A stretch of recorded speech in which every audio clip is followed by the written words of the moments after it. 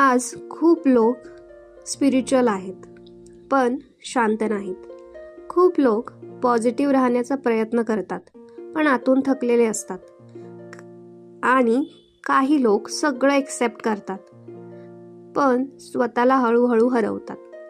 म्हणून आजचा प्रश्न मोटिवेशन बद्दल नाही. आजचा प्रश्न खूप साधा, सोपा आणि सरळ आहे. स्पिरिच्युअल वेलबिंग म्हणजे नक्की काय आणि ते आपल्या रोजच्या आयुष्यात कसं उपयोगी पडतं. So let's understand one by one.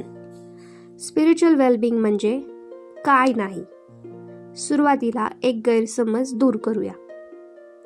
Spiritual wellbeing म्हणजे नेहमी शांत दिसणं नाही, सगळं सहन करणं नाही, चुकीच्या गोष्टींवर काय वाटत नाही असं म्हणणं नाही. खूप वेळा स्पिरिच्युअलिटीचा अर्थ इमोशन्स सप्रेस करणं असा घेतला जातो. पण आतून अस्वस्थ राहून वरून शांत दिसणं हे वेलबिंग कुठे? हे वेलबिंग नाही, तो थकवा आहे. स्पिरिच्युअल वेलबिंग म्हणजे नेमकं काय मग? स्पिरिच्युअल वेलबिंग म्हणजे आतून स्थिर राहण्याची क्षमता. म्हणजे परिस्थिती बदलली तरी स्वतःशी संपर्क तुटू न देणं, दुःख आलं तरी स्वतःला सोडून न देणं, प्रश्न असताना पॅनिक न करता थांबता येणं. स्पिरिच्युअलिटी हा एस्केप मेकॅनिझम नाही आहे, ती एक ग्राउंडिंग आहे. ती आपल्याला आयुष्यापासून दूर नेत नाही, ती आपल्याला आयुष्यात जास्त प्रेझेंट करते. सो पीस आणि नमनेस यात फरक काय मग? पीस आणि नमनेस दिसायला सारखे वाटतात पण अनुभव वेगळा असतो.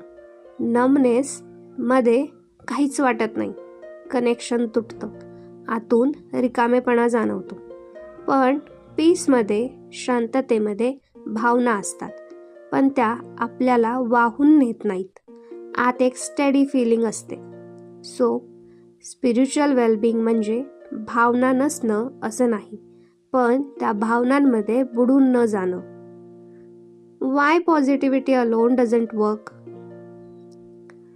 पॉझिटिव्हिटी का काम करत नाही फक्त? पॉझिटिव्ह राहा, सगळं ठीक होईल, सोडून दे, ही वाक्य ऐकायला नक्कीच चांगले वाटतात पण सगळ्या वेळी उपयोगी पडतातच असं नाही.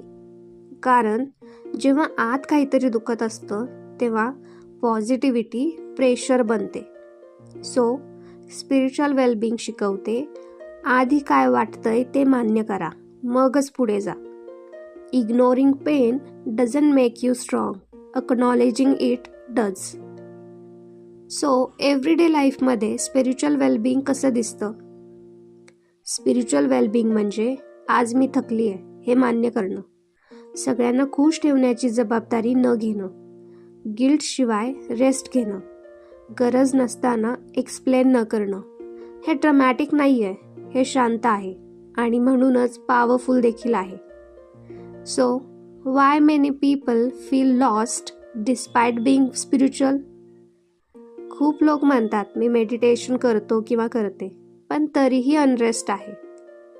कारण स्पिरिच्युअल प्रॅक्टिसेस बाहेरून येतात पण सेल्फ कनेक्शन आतून बनतं. जर तुम्ही स्वतःच्या गरजा इग्नोर करता, बाउंड्रीज ठेवत नाही तर किंवा थकवा नॉर्मल मानता तर कोणतीही प्रॅक्टिस पुरेशी ठरत नाही. स्पिरिच्युअल वेलबिंग म्हणजे प्रॅक्टिसपेक्षा relationship with self is more important. तुमचं स्वतःशी असलेलं नातं जर छान असेल तर कोणतीही प्रॅक्टिस तुम्हाला पुरेशी पडते. पण जर स्वतःचं रिलेशन स्वतःशी व्यवस्थित नसेल तर कोणतीही प्रॅक्टिस तुम्हाला पुरेशी ठरत नाही. तुम्हाला आयुष्य बदलायची गरज नसते किंवा स्पिरिच्युअल व्हायला. इट इज जेंटल ट्रूथ आणि खूप इम्पॉर्टंट आहे. You don't need to change your life to become a spiritual.